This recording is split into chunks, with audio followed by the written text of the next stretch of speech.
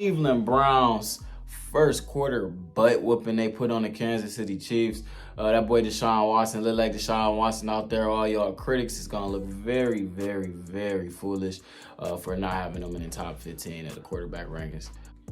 What's good with y'all, man? It's your boy Will back with another video. Now today, we're gonna be talking about that Cleveland Browns first quarter butt whooping they put on the Kansas City Chiefs. That boy DeShaun Watson look like DeShaun Watson out there. All y'all critics is gonna look very, very, very foolish for not having him in the top 15 at the quarterback rankings. Because he's probably a top 5 quarterback. You know, DeShaun Watson is elite. He looks elite. He looks like he's still that guy. He looked like he still got that in him. So I'm just very, very happy for him to see that come out. He had that big 50-yard game, and he had another 50-yard game. He had another, probably was gonna be like an 80-yarder to Amari Cooper if they didn't hold Amari Cooper. So yeah, great game from Watson. Overall in the preseason, 8 for 13, 102 yards and a touchdown. He had really three touchdown drives. Really every time he got out on the field, they pretty much got into the red zone. The only time they didn't get into the red zone was when Jordan Wilkins fumbled. But the Browns offense marched down the field every single time that DeShaun Watson touched the football. Actually, they had one 3-and-out. And that 3-and-out happened because Cooper got hit on a PI, and they didn't call it. So really, he went like 4 or 5 or 3 or 4 getting into the red zone. And the one time that he didn't get into the red zone, it was because they didn't call an obvious pass interference call that went on Cooper. But you know, it's football, sometimes to happen, and that led to a 3-and-out. So DeShaun Watson is starting to become least of my concerns. I know it's just the preseason, and I know, you got to take everything with a grain of salt. But my opinion on the defense has changed as well. A lot of you guys were on my back for how I felt about the defense, and what my opinion was on the defense. I came off the aspect of, hey, there's no way the defense could be a top 5 defense if they were just a bottom 5 defense last year. That's where I was coming from with it. And you guys kind of have got at me about that, and I'm kind of starting to walk the expectations back, because this looks like a top 5 defense, man. It looks like a really, really good football team. All indications look like the Browns the best, probably one of the best teams in the NFL. And I'm not saying that out of hype or spite, but the key things that we look at with the Browns, they have did more than enough to overly improve in those situations. The defensive line it has went from one of the worst units to probably the top 3 defensive line in football, which is just so crazy to me to think about where I was at when I first started talking about our defensive line issues and where we're at now today. It's just wild that it's such a night and day difference with our D-line. And that was really our only issue. Now, a concern to bring up, as far as the defense, I want to apologize. I did say y'all wasn't going to be top. I said y'all was going to be like a 12th ranked defense. My expectations has definitely altered a little bit, man. I think this is a top 8 defense. That's I think it's a top 8 defense. I think it's a top 10 offense. I think this is a very, very dangerous football team. And I feel like the very first 5 games for the Cleveland Browns is going to be very, very, very important for their success for the entire season. As you guys know, DeShaun Watson, for better or for worse, is very good against average teams. Some of his losses with the Texans all came against teams that were better than them. But when it's like a slight chance, or he's the better quarterback on the other side, he has like a very high win percentage against those teams. So my biggest concern is those first 5 games. Now, what helps me, and I talked about this in my record prediction video, but what helps me kind of get through that is the fact that a lot of these games are at home. So against the Bengals, I like that at home. The Ravens, I like that at home.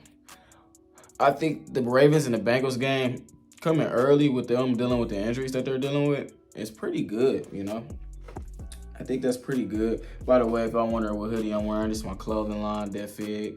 It's gifted backwards.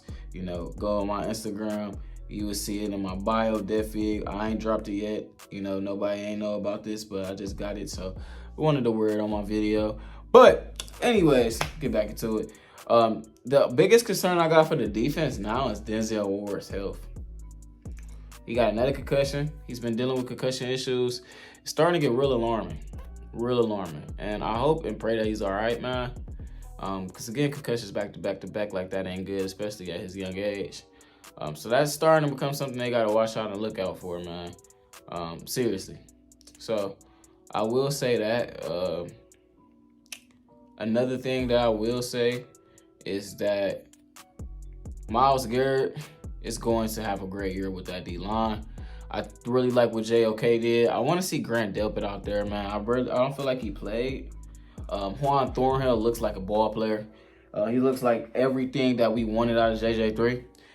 Like I said, across the defense, across the board, there is no issues or concerns I have besides Denzel Ward's health. And Martin Emerson looks like a starter. Looks like he should be starting. So maybe Ward missing a game or two can maybe get him off the team next year. Something to really pay attention to.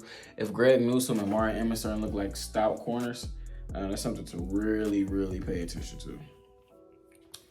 Another thing I want to talk about, Cade York. Cade missed the extra point. Got a field goal blocked because he kicked it low. I don't know about him, y'all. I'm not gonna lie. I feel like his time in Cleveland is starting to come up to an end. I feel like once everybody starts booing him and disliking him, it's gonna be real hard to get him to get over that mental hurdle where everybody's like, okay, like yay, or cheering for Cade York. So I don't know, y'all. He has had one of the worst preseasons I've seen in a very long time. So we shall see. You guys let me know if y'all think we should get a new kicker. I would rather just get a kicker or give Cade. Maybe let's give him a regular season game. I know we don't have a lot of games to play around with, but let's just try to give him a regular season game and see how he does. If he start missing kicks in the regular season, maybe we could get rid of him then and have a kicker on speed dial. I feel like that's the best thing you could do and go about with doing it. If you cut him now, it's just the preseason. It might be a little premature, but he still got to perform, man. And he got to look better than what he's looking like right now. It's definitely all mental for him right now. So we shall see. You guys let me know if Cade York going to be on this team or not. I'm going to do a 53-man roster prediction. Probably, I might do that video tonight or tomorrow morning. Get that out for you guys either tomorrow or Tuesday morning. But yeah, I just want to give you all my thoughts and my considerations and everything I had about this game. Also, I seen a quote saying that Watson is now like taking a lot of his hands is all over the playbook and play calling. That should make a lot of y'all happy that was blaming Stefanski for a lot of stuff. Now that's Watson that can kind of control and pick where he wants to go, and he's able to dictate a lot of things. That's really good. So it's not all Stefanski running everything in general. So that should be good for a lot of y'all that was kind of complaining about his play calling and everything like that. But I want y'all comments on this, man. I really want to know how y'all feel. This is a very good game. We got a couple of pick sixes. We really made that Chiefs backup quarterback look like he shouldn't be in the NFL. And we were playing against their offensive line, their ones, which is also really good. I think Pat Mahomes would have had a problem with that D-line getting after him like that. Travis Kelce probably would have ate our linebackers up, though. I will say that. They said that David Njoku was pretty much been uncoverable all camp. So imagine what Travis Kelce is probably do to them boys. But yeah, Watson looked great.